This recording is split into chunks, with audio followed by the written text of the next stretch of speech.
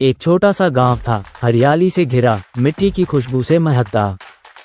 उसी गांव के एक बड़े से आंगन वाले घर में रहते थे राघव और उसकी 8 बहनें। राघव, उम्र 10 साल, एक सीधा सादा मगर शरारती लड़का। उसके साथ रहती थीं उसकी बहनें रिंकी, मिनी, गुड़िया, सिम्मी, झुनझुन, राधा, परी और छोटी। हर सुबह जब सूरज की किरणें आंगन में उतरती तो पूरे घर में शोर गूंजता, आज लुका छुपी खेलेंगे, नहीं पहले गोटियां खेलेंगे, नहीं रे रस्सी कूद। हर दिन एक नया खेल, एक नई मस्ती। राघव ने सब बहनों को कहा, आज हम राजा रानी का खेल खेलेंगे। मैं राजा और तुम सब मेरी रानियां। रिंकी ने तुरंत पलटकर कहा, तो रानियों का हुक्म भी मानना पड़ेगा ना। खेल शुरू हुआ। राघव ने दरबार लगाया, रंग बिरंगे चुन्नियों से अपने सिर ढक लिए, लेकिन जैसे ही झुनझुन ने पानी देने में देरी कर दी, राघव गुस्सा हो गया। तू सबसे ज्यादा बदतमीज है। झुनझुन की आंखों में आंसू आ गए। बाकी बहनों ने राघव से लड़ाई शुरू कर दी। राघव गुस्से में आंगन छोड़कर छत पर चला गया। राघव गुस्से में है, चलो सब मिलकर उसे मनाते हैं। सबने मिलकर एक पेपर का ताज बनाया, हमारे राजा माफ करना। छत पर पहुंचे, राघव चुप बैठा था। रिंकी ने ताज पहनाया। मिनी ने कहा, हम सबको सिर्फ तुझसे लड़ने का हक है। राघव मुस्कुराया। सब एक साथ जोर से बोले, चलो अब पकड़म पकड़ाई।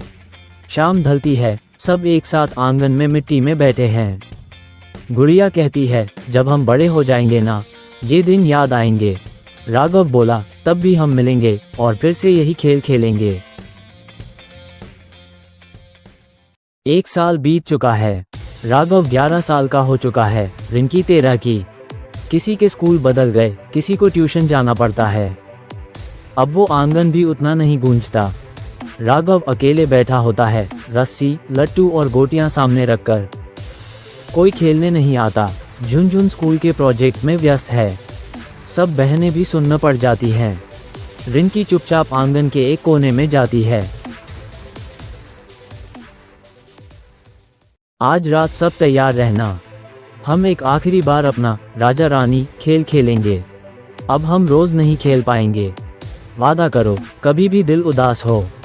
वो रात सबके लिए एक यादगार बन गई। अगली सुबह घर के सामने एक ट्रक खड़ा है। हम फिर आएंगे बचपन को लेने। 15 साल बाद राघव 26 साल का हो चुका है। रिंकी, मिनी, गुड़िया की शादियां हो चुकी हैं। झुनझुन एक टीचर बन गई है।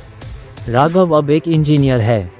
एक दिन झुनझुन का मैसेज सबके फैमिली ग्रुप पर आता है। राघव ने बस एक शब्द भेजा, चलो लौट चलते हैं अपने बचपन के पास। सभी भाई बहन उसी पुराने गांव के मकान में इकट्ठा होते हैं। मगर चाबी अभी भी झुनझुन के पास है। दरवाजा खुलता है, मिट्टी की वही खुशबू, आंगन की वही दरारें, वो टूटी हुई लकड़ी की झूला। सब चुप हैं, पर आंखें नम। फिर शुरू होता है वो सफर। याद है, यही रस्सी कूदते वक्त राघव गिरा था, और जब तूने मुझ पर चूहे फेंके थे ना राघव, देख आज भी डरती हूँ। राघव एक कोना पकड़कर मिट्टी उठाता है, वही लट्टू निकाल लाता है। सब हंसते हैं और एक आखिरी बार वही खेल शुरू होता है। राजा रानी लुका छुपी। रात ढल चुकी है, चांदनी में आंगन फिर से गूंज रहा है।